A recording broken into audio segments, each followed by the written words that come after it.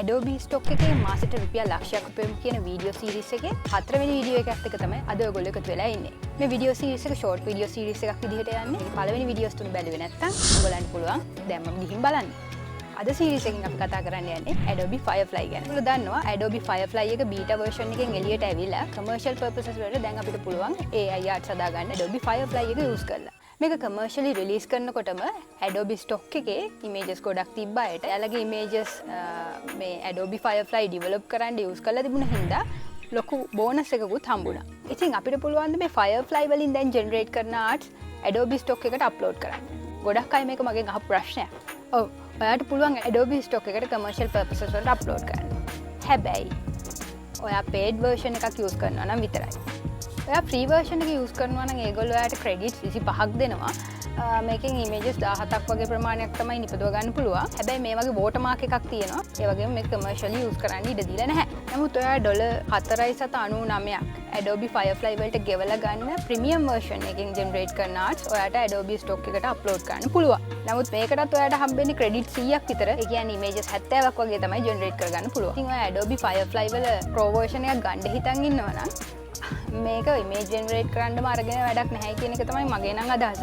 ඒ වෙනුවට අනිත් AI image generators වලට කරන්න අමාරු දෙයක් මේකෙන් කරගන්න එක තමයි වඩා සුදුසු. ඉතින් අපිට කරන්න පුළුවන් හොඳම දේ තමයි මේකෙන් text generate කරගන්න එක. අපිට පුළුවන් අපිට කැමති art style එකක් දාලා Adobe Firefly use කරලා text generate කරගන්න. උදාහරණයකට ඔයගොල්ලෝ දැකලා ඇති එක එක styles වලට හදන English alphabet එක ගොඩක් හොඳින් විකිනනවා Adobe Stock එකේ. ඉතින් අනිත් image generators වලින් මේක generate කරගන්න අමාරු වුණාට Firefly වලින් බොහොම ලේසියෙන් මේක කරගන්න පුළුවන්. මෙතනදී ඔයාගේ style එකක් නැතුව මෙතන pre-existing styles use කරනවා නම් ටිකක් සැලකිලිමත් වෙන්න. මොකද ඒ වචනේම තව කෙනෙක් ඒ විදිහටම generate කරලා තිබුණොත් එහෙම එක හා සමාන images කියලා ඔයාගේ image එක reject වෙන්න පුළුවන්. ඒකින්ද මේ text styles හදනකොට ඔයාගේම prompt එකක් භාවිතා කරනවා නම් වඩා හොඳයි. මම ඔයාලට කලින් කියලා දුන්න download section එකට ගිහිල්ලා කොහොමද වැඩියම trend වෙන photos තෝරගන්නේ කියලා. text එහෙම නැත්නම් letters වලට අදාළවත් වැඩිපුරම sell වෙන images මොනවද කියලා ඔයා ගිහිල්ලා බලන්න. එතනින් ඔයාට අදහසක් ගන්න පුළුවන්. මේ විදිහට ඔයා වචන generate කරනකොට පුළුවන් නම් transparent PNG විදිහට හදන්න. alphabet එක හැදුවත් එහෙමයි. එතකොට වැඩියෙන් sell කරගන්න පුළුවන් ගොඩක් purposes වලට භාවිතා කරන හින්දා. ඒ වගේම මේ අකුර වටේට පුළුවන් තරම් මේ ඉරි කෑලි dots වගේ තියෙන ඒවා අයින් කරගන්න. එහෙම transparent PNG වලට convert කරනකොට එහෙම නැති වුණොත් එහෙම ගොඩක් වෙලාවට ඔයාගේ image එක reject වෙනවා. ඉතින් මමත් මේ method එක try කරලා බැලුවා. මගේ arts උත් accept කරගන්න මට පුළුවන් වුණා මේ ක්‍රමය මගේ. අනිත් කාරණේ තමයි ඔයාලට මම කලින් වීඩියෝ එකේදී කිව්වා මතක ඇති Adobe Firefly වල beta version එක තියෙන කාලේ Photoshop වල generative fill වගේ tools commercial purposes වලට භාවිතා කරන්න බෑ කියලා. නමුත් දැන් generative fill කියන Firefly වල beta version එකෙන් එළියට ඇවිල්ලා තියෙන හින්දා Photoshop වල generative fill කියන එක භාවිතා කරන එක තවදුරටත් ප්‍රශ්නයක් නෙවෙයි commercial purposes වලට.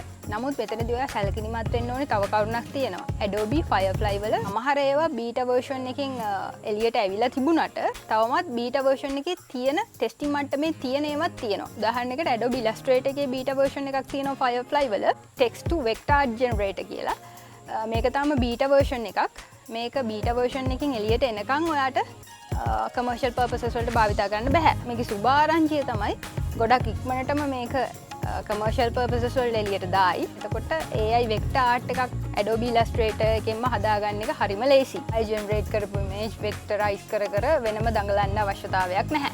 අනිත් කාරණේ ඔය කොයි image generator එකකින් ඔයා AI art එකක් හැදුවත් ඒක upscale කරලා JPEG version එකට convert කරගන්න ඕනේ. Upscalers ගැන කිව්වොත් එහෙම free upscalers ගොඩක් දැන් limitations දාලා තියෙනවා. ඉස්සරහට මේ limitations තවත් වැඩි වෙයි. ඉතින් upscale media භාවිතා කරලා image එකක් upscale කරගත්ත කට්ටියට දැන් චුට්ටක් ඒක අමාරු වෙලා තියෙනවා මේ free upscale එකේ තියෙන limitation උත් එක්ක. ඉතින් මේ වෙනුවට ඔයා Photoshop භාවිතා කරන කෙනෙක් නම් පුළුවන් Photoshop භාවිතා කරලා ඔයාගේ image එක upscale කරගන්න. එහෙම upscale කරද්දී 4 megapixel වලට වඩා වැඩි ප්‍රමාණයක 4 megapixel වේවා 8 megapixel වේවා ඒ ගානට image එක හදාගෙන image එක resize කරලා පහලින් තියෙනවා preserve details 2.0 කියලා එකක්. අන්න ඒක click කරලා upscale කරගන්න. එතකොට ඔයාගේ image එකේ quality එකට හානියක් වෙන්නේ නැහැ. ඒ වගේම ඔයාලට Lightroom භාවිතා කරලත් ඔයාගේ image එක upscale කරගන්න පුළුවන්. Lightroom භාවිතා කරනකොට image එක ළඟට ගිහිල්ලා right click කරාම enhance කියලා එකක් එනවා. අන්න ඒක හරහා තමයි ඔයාගේ image එක upscale කරගන්න පුළුවන්. ඊළඟට ඔයා mobile phone එකක් භාවිතා කරන කෙනෙක් නම් ඔයාට පුළුවන් PicsArt එකේ paid version එක use කරලත් images upscale කරගන්න. හැබැයි මෙතනදී upscale කරනකොට image එකෙන් එකට තමයි ඔයාට upscale කරන්න වෙන්නේ. එහෙම නැතුව ගොඩක් දාලා එකවර upscale කරන්න බෑ. එහෙම නැත්නම් ඔයාට පුළුවන් ගිගාපික්සල් වගේ upscale එකක් භාවිතා කරලා ඔයාගේ images upscale කරගන්න. හැබැයි මේකත් paid version එක. ඔයා බාඩ් එක වගේ එකකින් search කරලා බැලුවොත් ඔයාට දැනට භාවිතා වෙන free upscalers ගොඩක් එයි. නමුත් ගොඩක් ඒවා commercial purposes වලට භාවිතා කරන්න දෙන්නේ නැහැ. එහෙම නැත්නම් ඒ වගේ watermark එකක් වැදෙනවා. එහෙම නැත්නම් quality issues එනවා. ඒකින් හින්දා මේ free upscale වල ගොඩක් ප්‍රශ්න මේ වෙනකොට මතුවලා තියෙනවා. ඉතින් මේ ටික අරුණම ඔයාට පුළුවන් දැන් Midjourney එකේ paid version එකක් තියෙනවා නම් Midjourney එක හරහාත් upscale කරගන්න 2 times හරි 4 times හරි වගේ. නමුත් මේකෙදි upscale වෙන්න ගත වෙන කාලය වැඩි. ඒ නිසා generative hours ගන්න ඉක්මනට ඉවර වෙනවා. ඒ නිසා මේ Midjourney එකෙන් upscale කරන එක මම recommend කරන්නේ නැහැ. ඔයා $10 වගේ package එකක් use කරනවා නම්. මොකද මේ අපරාධي ඔයාට AI art එකක් generate කරගන්න තියෙන අවස්ථාව එකෙන් අඩු වෙන නිසා. ඊළඟට AI art generators වලට ගියාම Leonardo ඇරුණාම දැන් ඔයාලට පුළුවන් DALL-E 3 commercial purposes වලට භාවිතා කරන්න. ඒක අලුතින් නිකුත් වෙච්ච version එක. මේක free version එකයි paid version එකයි දෙකම commercial purposes වලට allow කරලා තියෙන්නේ. ඒ වගේම ඔයා ChatGPT වල paid subscription එකක් තියෙන කෙනෙක් නම් DALL-E 3 එක එකතු වෙලා අයත් එක conversation එකක් build කරගන්න ගමන්ම ලස්සනට image generate කරන්න පුළුවන්. මේක ගැන මම ඉස්සරහට වීඩියෝ එකක් කරන්නම්. Adobe Stock එකේත් ඔයාලා හිතන් හිටියට Midjourney වල images තමයි වැඩිපුර sell වෙන්නේ කියලා. Adobe Stock එකේ මේ වෙනකොට වැඩිපුරම sell වෙලා තිබුණේ DALL-E 2 වලින් හදපු images. ඊළඟට තව paid version වලින් Night Cafe, Imagen වගේ දේවල් වලින් හදන AI arts උත් වැඩිපුර Adobe Stock එකේ sell වෙලා තියෙනවා. කොහොම වුණත් ඔය හැම AI generator එකකින්ම generate කරන free arts ගොඩක් වෙලාවට ඉස්සරහට commercial purposes වලට use කරන එක limitation එකක් එයි. හැම එකකම paid version එක එන නිසා. නිසා ඔයා දැනට AI art විකුණලා Adobe Stock එකකින් යම්කිසි මුදලක් උපය ගන්න කෙනෙක් නම් සහ ඔයා paid subscription එකක් තියෙන එකකට යන්න කැමති කෙනෙක් නම් වඩාම සුදුසු වෙන්නේ මං හිතන්නේ Midjourney වගේ AI art generator එකක $10 subscription එකට ගිහිල්ලා බලන එක. monthly $10ක් ඕගොල්ලන්ට ගෙවන්න තියෙන එකේ. ඒකේ කියලා තිබුණාට images 200යි හදාගන්න පුළුවන් කියලා. සාමාන්‍යයෙන් ඔයා short prompts භාවිතා කරනවා නම් ඔයාට images 500ත් 600ත් අතර ප්‍රමාණයක් හදාගන්න පුළුවන්. මම තාමත් භාවිතා කරන්නේ Midjourney එකේ $10 subscription එක monthly.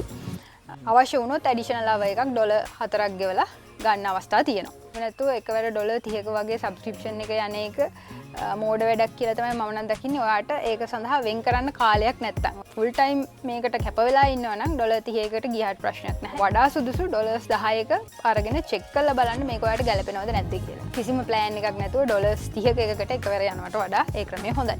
ඉතින් ඔය ටික තමයි මට ඔයාලට අද කියලා දෙන්න උවමලා වෙලා තිබුණේ. එහෙනම් මගේ channel එක subscribe කරලා නැති කෙනෙක් නම් මගේ channel එක subscribe කරලා bell icon එක ටික් කරගෙන යන්න. series එකේ 5 වෙනි වීඩියෝ එකත් එක්ක ඊළඟ දවසේ හම්බෙමු.